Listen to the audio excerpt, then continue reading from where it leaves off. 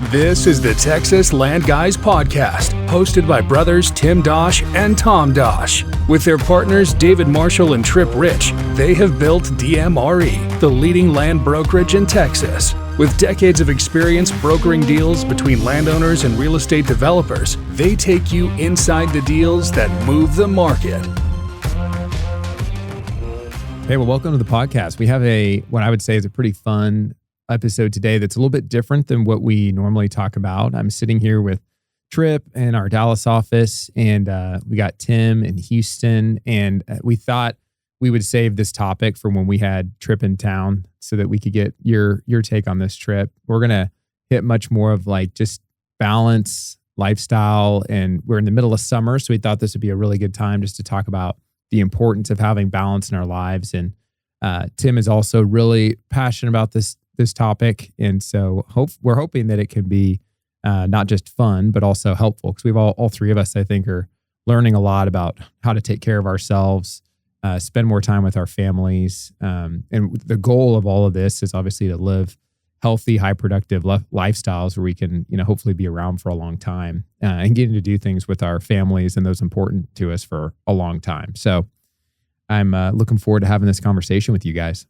Yeah, absolutely. Same. Thanks for having us, man. I think it's an important conversation because I think a lot of times, for one thing, that this is a marathon. It's like year in and year out. It's a grind, and the older you get, the harder it gets to continue to do that. And I think it's also a business where there's a lot of extremes, where people go really hard and they don't take care of themselves, and they can't do that long term. And so, learning to have some balance and to take care of yourself. And we see examples of that, with friends and clients that, where I'm in my 40s now, almost mid 40s. But there's guys that are, in their 50s that are still going strong, that are healthy, that have energy. And then there's people that don't, this is a business where you can see someone in their 40s or 50s that look like they're 10 or 15 years older, just because of the stress and because of the grind and just not taking care of themselves and burning the candle at both ends. So I think it's something that I think we're all probably working on, but I think we're all in a better place today than we were the last couple of years as we kind of grow in it. Yeah, and I think it's super intriguing. If y'all have ever thought about this? I didn't really until right now, but we're in the land business that takes really long time get deals done, and it's a marathon on deals and in your career, and development's the same way. So it's kind of interesting that we all ended up going back to balance, because we all work really hard and want to be successful and provide, obviously, but it's kind of ironic that we're in this super long-term sales cycle and development process. And it's really actually similar to life, Well, that's a good point. And I think we're probably all like on kind of our own journeys related to it, reasons why we've, decided to, focus on different areas of our health or just different parts of our life. And, I think for us, and I know it's the same for you guys, we're really just trying to do things that help us feel better and help us perform at a higher level. And so it's not that, the things that we're doing, everybody has to do, because all of us are made differently. And there's definitely things that apply to everyone, but all of us are different. And so we're not in any ways being judgmental if someone's not doing exactly what we're doing. But I feel a whole lot better just, trying to live a much more focused and balanced life than, how I was early on, where just everything was all the time, trying to focus on just, work or production and not necessarily trying to have balance all around. So Tim, I want you to kick off, because I got to give you the credit for, there was plenty of times when you were doing stuff that I was like, what is he doing? Tripp and I were probably like over laughing, like, why is Tim lifting weights in his office or something like that? But I think that you've influenced us a lot to, and obviously we're both about a decade younger. And so I think for us too, it's like, as you get older, you start to think more about, just like long term. And as you have kids and you're married, then you also start thinking about, wanting to be able to do stuff with your kids. So anyways, you've influenced us a lot in a positive way. So I want you to have the first opportunity to kind of open up the floor with, your journey through it. Yeah. Well, I think it's something that when you're young, you can get away with a lot. And I got away with a lot when I was young, just not sleeping a lot and working really hard and, over caffeinating and, that at some point you can't keep doing that. And it caught up to me. I actually had a lot of health issues in my 30s, a lot of digestive issues, acid reflux. I ended up having to have a surgery with that. Had to change my diet, radically. And that kind of pushed me into listening to a lot of podcasts, getting into a lot of what you might call the alternative health space, or more the natural side of things, using lifestyle, using exercise, using, supplementation and healthy, clean diet to be healthy and not, thinking that I just need medication for everything. And I think growing up, I sort of had this belief in the medical system that you just kind of go take medication and you just go to the doctor if there's a problem and you put a Band-Aid on it. And that didn't work for me with the health issues I had. I went to a lot of doctors for years and took tons of medications. I was, they just kept prescribing more and more and more, and it wasn't working.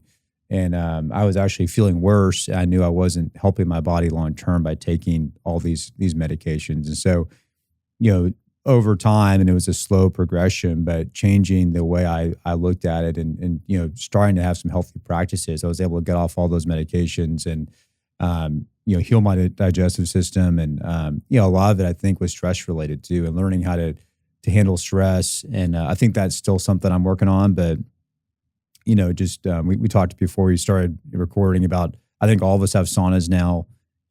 Things like sauna, cold plunge. I know, Tom, you're big into running and weightlifting. I'm big into weightlifting. I think, Tripp, do you weightlift? I know you're a runner, right? Yeah. I mean, nowadays I lift 3 days a week and I still run a couple times a week, but it's mostly like zone 2 now, but got pretty dialed in with a longevity doctor instead of like a healthcare practitioner. And that's been like life-changing. Are you going to Peter Attia there in Austin? I wish. No, not in this economy. But no, Luke Philippi got me in with a group out in Lakeway, and it's incredible. So I go there once a quarter and get my blood work done, DEXA scan. Runs through way more things than I even know about my body. Yeah. And it's been really cool journey. Similar to you, Tim. It was like I was, got into the business pretty much with you guys almost, I think it was like 18 months into the business, started working with you guys originally at Newmark. In Houston.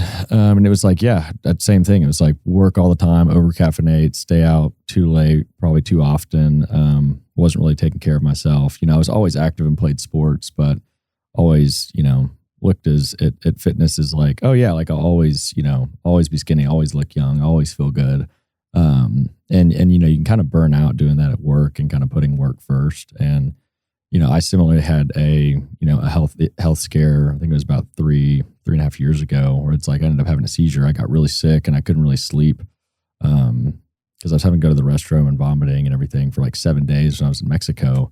I ended up having a seizure when I got back to Austin, and that was like the biggest wake up call of my life, probably, which I think was a huge blessing for me. And so completely altered my diet, my workout routine. Like I wasn't lifting, I wasn't really running, I wasn't really being super active, like abnormally active, like I should be. And now I feel incredible. Luckily, my now wife, Allison, got me into lifting a couple of years ago at ASF where she goes. And so we both have trainers and we both go 3 days a week. And similarly got her into running, ran my first marathon last year, do a lot of the, cold plunge, sauna daily at the house, or try to daily at the house. The cold still sucks, but yeah, I'm right there with you, man. It's like, it's incredible. The other thing, Tim, is like when I was growing up, and I think similar to you guys, it's like, medicine in the US is pretty broken.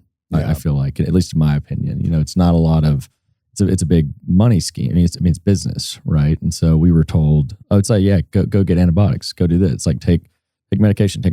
But it's like, there's a lot you can actually deal with naturally, which is pretty wild. And I think when you brought up the podcast, it made me think about this, but our access to data and information today is more than it's ever been in the history of humans. Oh, it's incredible. It's all at our fingertips. And, like you had said, it's like, we don't judge anybody that doesn't want to use this or, do these things that we do, but a lot of it's like for longevity. I mean, life and our business, everything's a marathon, not a sprint. But having access to all that data and information, it's almost like, and it's like real data that shows the truth behind of all these things that we're doing. And so it's like, why wouldn't you want to, like, when you feel good, it's like, oh, I want to feel good all the time.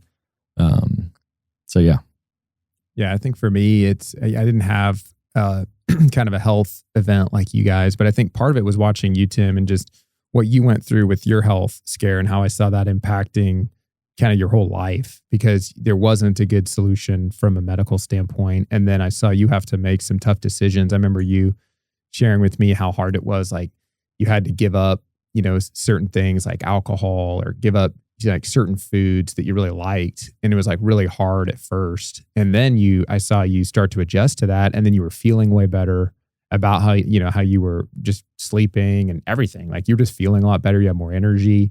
And I started to realize like, wow, there's a lot of benefit in like making those changes, even if you don't like have to.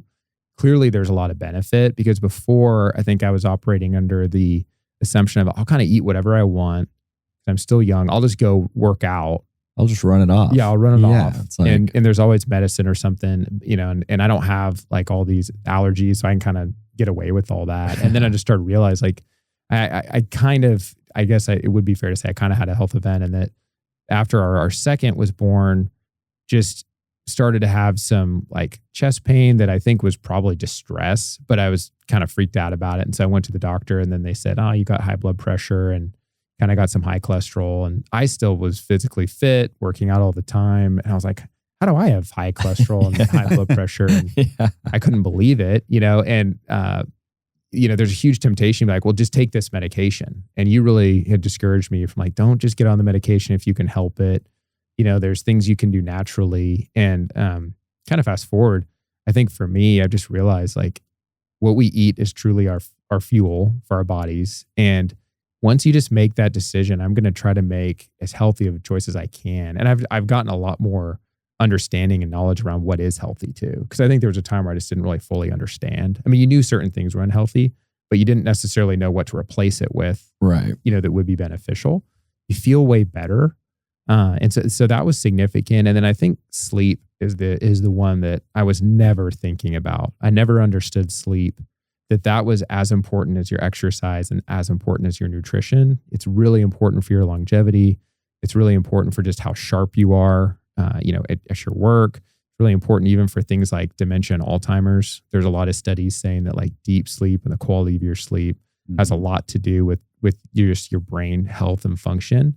And so, that's been a big focus of mine. And I mean, I have 5 young kids, so it's not always easy, but we just try to be really smart around things we're doing, having good sleep hygiene, and just prioritizing as much as we can. I can't control the little one coming and waking me up in the middle of my deep sleep, but I try really hard to, and the biggest thing I've given up pretty much is alcohol. I mean, I have a drink every once in a while, but to your point, Tripp, about data, I wear a sleep monitor every night, but really just my watch. And it's like, I sleep horrible if I drink anything. And I just realized like, that's why I felt so horrible. I didn't realize that before, but I was like, that's why I felt so horrible. And at first it was really hard to kind of give that up. And then I was like, well, the trade-off is I feel way better. And so, anyways, those are just some thoughts for me, some things that have been impactful recently. It's crazy because we normalize being unhealthy, and then we think it's crazy.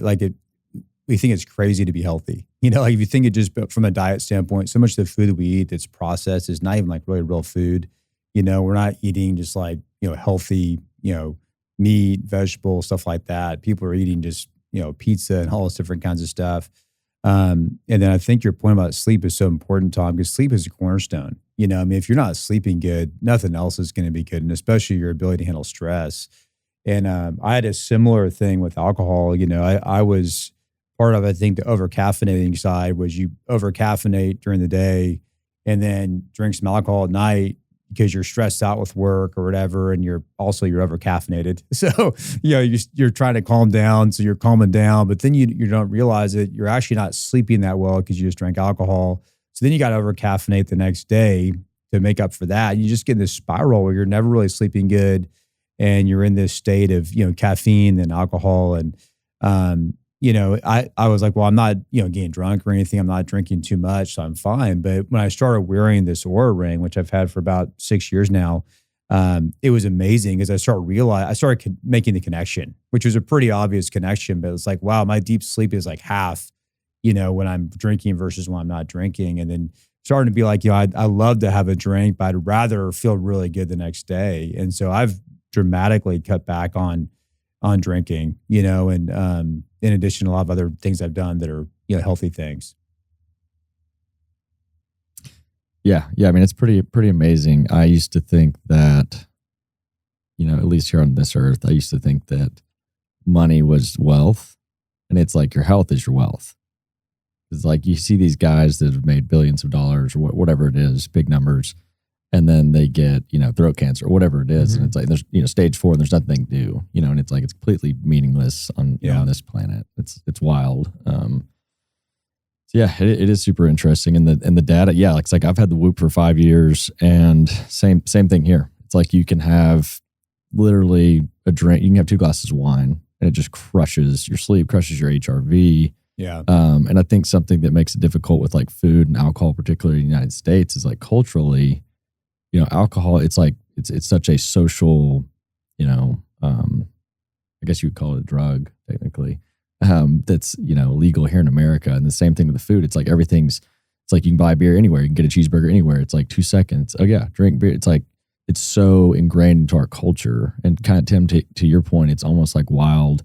Like when I make people that are like super fit and are like really dialed in, I'm like, man, that's awesome. And it gets me excited, gives me encouragement to do even better. Right. But for most people in the States, it's like, man, that's insane. I would never do that. And it's like, what? Feel awesome and sleep that's awesome right. and look great and glow. Like, I want all of that, Yeah, what are some tips, like you guys just in your own lives that you just consistent things you're doing, habits maybe that you formed? I know we've mentioned some of them, but just, daily things that you're trying to do around any of these things: nutrition, sleep, supplementation, stress management. Yeah. I mean, for me personally, I think a massive one is just getting steps in. That one goes so or it feels so overlooked, just getting your 10,000 steps in a day. It's wild how often, we all have standing desks and we use those pretty often, but even when you're standing at a desk, you're inside, you're not in the sun, it's like getting outside and walking. It's been pretty incredible for me. It's also a way for Allison and I to disconnect from, screen time. I've spent so much time on screens, like, at work, and even when you get home and you want to decompress and you throw on Netflix, it's like, man, get outside and go walk. That's a massive one. Another really big one for me that I try and at least tell everyone, I don't want to say inflict, but tell everyone is like not only just consuming a lot of water, but consuming water with electrolytes and creatine every morning. Yeah. And I've seen a massive difference for me. I used to only take 5 grams of creatine every day, and I started same thing, Andrew Huberman and a couple other guys.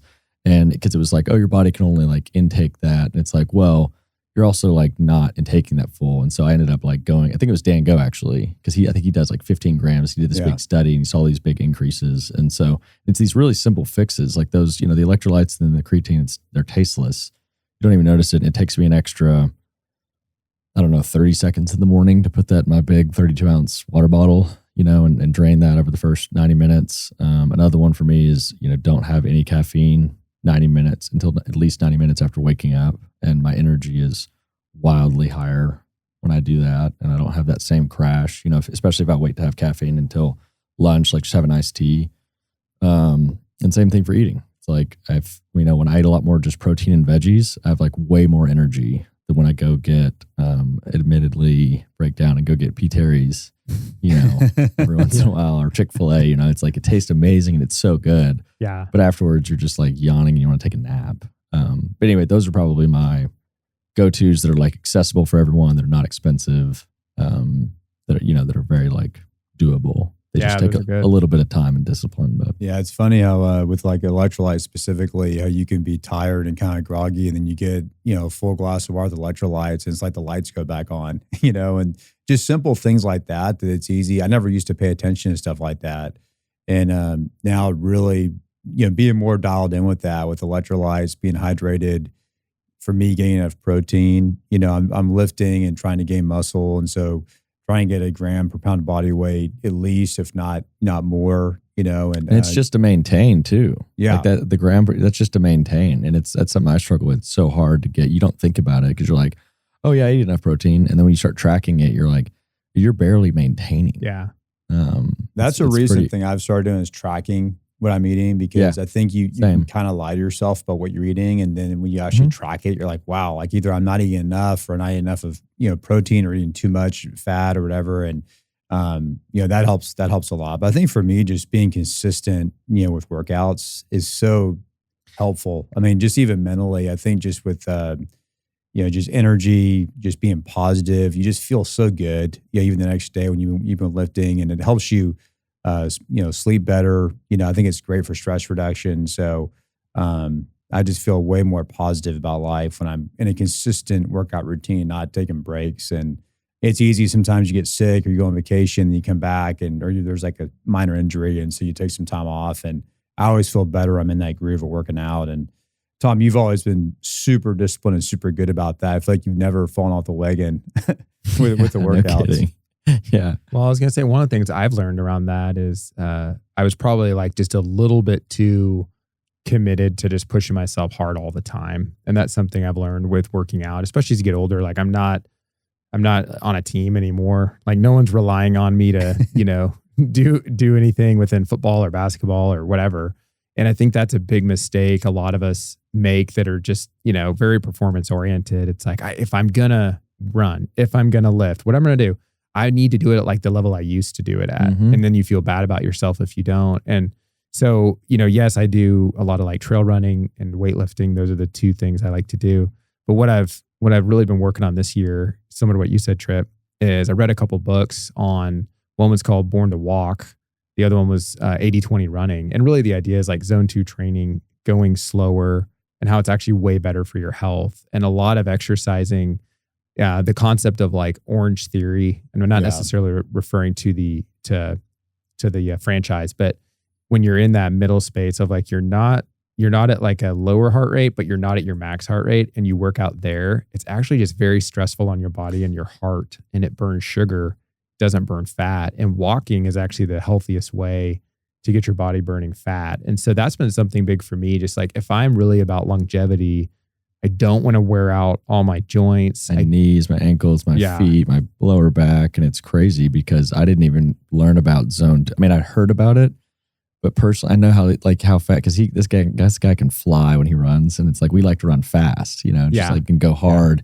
And it's actually not good for you. And the funny thing is, my doctor got me on doing zone 2 running, which when you start out doing zone 2 running, I don't know if any of you have tried it, but it is so boring. It's because it's just like 11. It's actually harder. Like a slow jog. Yeah, it's really hard. It's like, for me, I started like 11:30 pace mile, which is extremely slow. You go between running and then having to walk, because if you start running a little too fast, which you naturally will do, your heart rate goes too high. But over time, you get faster and your body gets acclimated to keeping that zone 2, which you're just burning pure fat. Yeah. And you feel so much better. So, but it's hard to give yourself permission to like dial it back. But that's where I think the goal of like, longevity, as long as the Lord has us here, but like the goal of just doing what we can to be healthy is what we're trying to do. And I think the other part of that for me is also like challenging our minds. I know you guys love podcasts. I listen to a lot of podcasts and a ton of books. Like I've finished 3 books in the last 2 weeks. I'm constantly listening to books and learning. The Longevity Guidebook is a book that I read around New Year's that really helped me with just a lot of changes going into the year that I've been able to kind of consistently keep up with. But just books I'm interested in. I love historical books, biographies. That's like that, and some of the running and walking and lifting are all really, they help me with my stress. And so it's like just kind of like a good outlet, something I really enjoy. And then I have friends too that read similar books or enjoy those. And so it's great, fun just to be in community talking about that too. We're living in a crazy time too, because you're referring to Pierre Diamandis' book, right, Tom? Longevity Yes, Guidebook. I am. Yeah. Yeah, it was a great book. And there's so much changing right now. And I think especially with advances with AI and all the technology, I think we're going to see an ability to have a longer health span, to be younger feeling and stronger and, more mobile, longer, hopefully, than maybe past generations. And you don't have to have all these diseases and all these problems that people tend to have that we think are just, part of aging, but it's really a consequence of not taking care of yourself.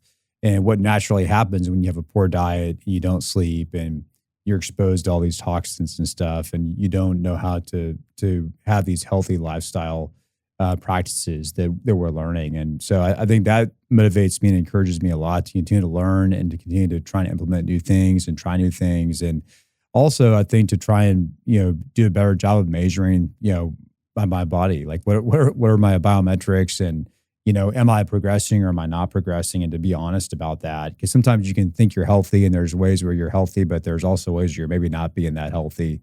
And so trying to continually, grow in it and kind of challenge myself in it. And it's a good point you made, Tripp, that yes, we have saunas and there's things that we've spent money on, and, we use them a lot. And so, and our family does, but, there's also a lot of things you can do for free. I mean, like getting up and exposing yourself to the morning light. That's so good. Or the same thing at night. Incredible. They're just, grounding, things like that. But a lot of it is just like, we just don't do it. We don't take the time to do it, to break away from the screens. We all know that like screens are so bad for us, but it's still so hard a lot of times to like put the screens down. Oh my gosh. And so there are a lot of just like, habit things we can do that we're all probably working on different things to break bad habits. For sure. But that actually have a lot of positive impact on our health if we do them.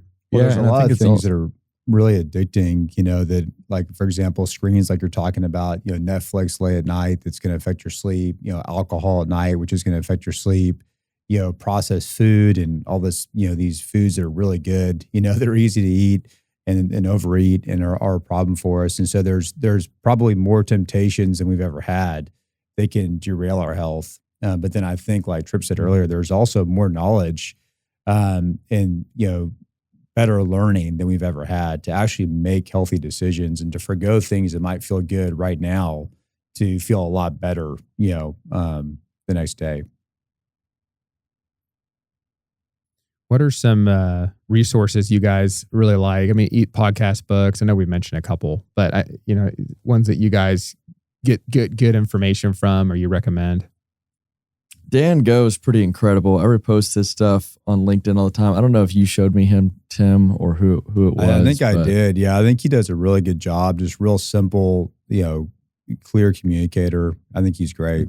It's simple. It's free. It's everywhere. It goes straight to your inbox every single day. And it makes it, the podcast, obviously I love the podcast, but, a lot of people don't have including myself probably, don't have the attention span to sit and listen to an hour and a half podcast, it's releasing every other day or whatever it is. Right. And so I think, utilizing Dan's and allowing that to, share it with my, my parents, for example, that didn't have the information, that data, or people that don't have the time or don't want to go through it, it just makes it so simple and so easy. I also love that he breaks down a lot of, what I wish I knew in my 20s, like in my 40s and things like that, when it's like looking back. And now we also have all this, not only like information, but now we're starting to have all this data and long-term effects of like lifting, for example, like they weren't really tracking that, or the effects of like, cigarette. I mean, these are obviously in the past, but like cigarettes, alcohol, all these things. Now we have all this like data that's over the past few decades, and it's like really eye-opening. You don't want to see or hear some of it, but it's just reality. So yeah, obviously Dan Go, and then Peter Attia, Huberman, the list goes on for a while, but I just personally like Dan's because it's very relatable, it's shareable, it's easy, it's all over every platform. But you guys? Yeah, I like Gary Brecka. I know Tom's listening to Gary Brecka a little bit. Gary, man, that's another incredible one. Yeah, I've always liked Ben Greenfield. I don't always listen to his stuff, but he has some good stuff. I think Mind Pump's really good from a lifting standpoint. I like how they communicate. But there's so many. I listen to probably 15 different podcasts, and it's just, there's all kinds of ones that will interest me. And so I'll just kind of go with what I'm trying to learn about. I think one of the big challenges I have is I love to learn. I love to listen to stuff, but a lot of times it's like trying to be disciplined about implementing it, can be the challenge sometimes of like, what are the little things that I can change in my day-to-day, like you said, Tripp, of like delaying caffeine a little bit, or like some of these simple things, maybe getting some morning sunlight. It's easy to get a lot of information, but then not always be practicing it. And so trying to think about where are the little tweaks I can add to my schedule and, maybe make some changes that will move the needle and towards health. Yeah. And I think a lot of people have a misconception on, getting healthy or getting in shape or getting fit. I know I used to, and I was always like if I was out of shape and then I was getting back in shape, it's like same thing. I'd go like overrun or overlift, and then you're like super sore, and it's like, hey man, go start walking 10 minutes a day. Yeah. Start drinking water. Cut out fat, like whatever it is, right? Very small changes, and you can see these drastic differences pretty quickly on the way that you feel, the way you sleep, even your body. But I think it's all about what you'd said earlier, Tim. It's the consistency. Like we implement things or I'll try things, but it's like consistency is the biggest one I struggle with. And particularly like with food. It is a lot more difficult to eat clean than one would think, especially in the States where we live. So. Yeah. I think balance is really important. Not trying to go too far, whether that's like weightlifting or too far running, whatever it is. Like if you get too far on either side, it's actually probably not very healthy. Yeah. And so I think it's just about progress and where you're at and trying to make small tweaks over time. It really does add up. Yeah. 2 books that I like a lot. I already mentioned one of them. The Longevity Guidebook was great just because it was very simple, like you said, and it's a guidebook. So like he walks through health and nutrition and working out and all those things. And then Outlive by Peter Attia is a great book as well. Similar because he breaks it down, does a really good job of explaining it. He talks about medicine 2.0 and just the importance of like not reacting to problems and symptoms, but getting ahead of it. And we're fortunate, we're all still pretty young, so we have that opportunity to try to get ahead of things. So yeah, both of those are great. I think Tim, you recommended both those books, I'm pretty sure. So appreciate that because those have both been,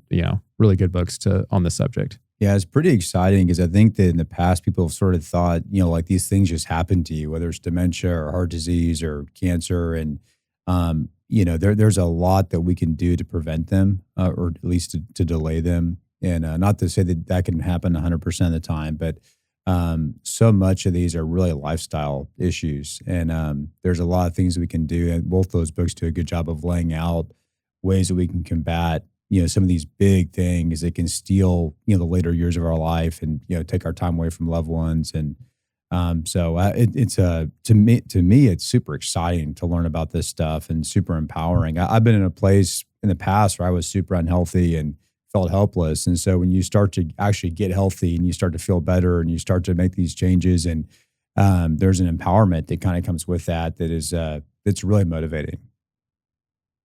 That's good. Well, guys, thanks for this conversation. I think that we could probably talk about this for a lot longer. Yeah, but I think some of the resources that we mentioned, I think can also be really instructional for people and just give a lot of good, simple, to the point, practical advice on these topics. Yeah, absolutely. Thank you for listening to our podcast today. If you have questions about land you own in Texas, send us an email at texaslandguys@dmre.com and follow us on LinkedIn to stay updated.